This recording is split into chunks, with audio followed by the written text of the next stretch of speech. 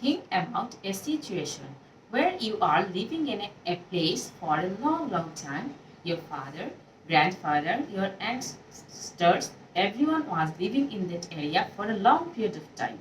Then suddenly, one day, the government is taking away all your lands and home.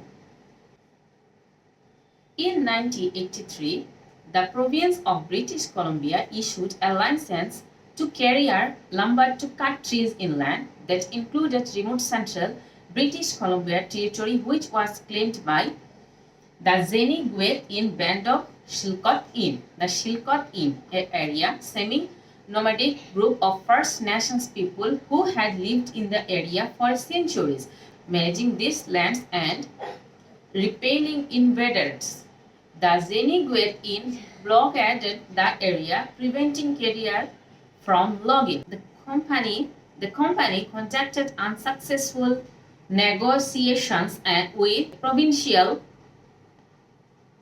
government to continue logging. The Chowdhury filed suit seeking a court declaration that would prohibit carrier lumber's commercial logging operations in this area and established their claim for aboriginal title to the land, which was part of their historical territory. Tsilhqot'in Nation versus British Columbia, case number 34986. Is a landmark decisions of the Supreme Court of Canada established aboriginal land title for Tsilhqot'in First Nation with larger effect. As a result of the landmark decisions, provinces or government cannot unilaterally claim a right to engage in clear-cut logging on lands protected by aboriginal title. They must engage in meaningful consultation with the title holder before they proceed. Although the aboriginal title holder does not have to consent to the activity, meaningful consultation is required before infringement of the right can take place.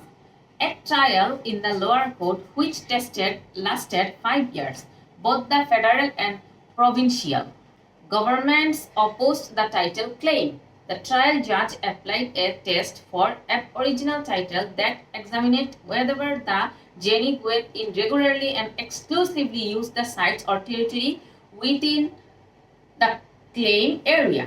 The trial judge rejected the title claim for procedural reasons. In 2012, the decision was appealed to the British Columbia Court of Appeal, where the court upheld the decision that the Tsilhqot'in did not hold the title to these lands, except for limited situations. The court held that aboriginal title constitutes a beneficial interest in the land, the underlying control of which retained by the Crown. Rights conferred by aboriginal title include the right to decide how the land will be used, to enjoy, occupy, and possess the land, and proactively use and manage the land, including its natural resources.